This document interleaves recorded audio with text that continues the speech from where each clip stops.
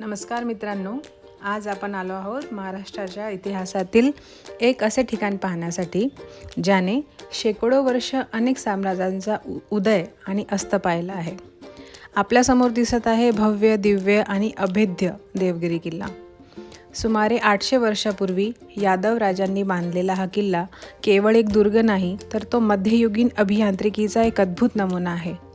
समुद्र सपाटीपासून उंच असलेल्या या किल्ल्याची रचना इतकी चतुराईने करण्यात आली आहे की शत्रूंना येथे प्रवेश करणे जवळपास अशक्य होते.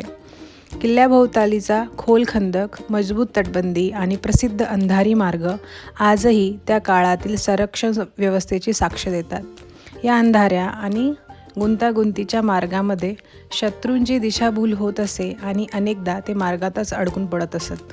समोर दिसणारा भव्य चांद मिनार हा या किल्ल्याचे आणखी एक आकर्षण आहे. इतिहास, वास्तुकला आणि निसर्ग याचा सुंदर संगम येथे अनुभवायला मिळतो. किल्ल्याच्या मध्यावर पोहोचल्यानंतर दिसणारे विहंगम दृश्य मनाला अक्षरशः मंत्रमुग्ध करून टाकतात.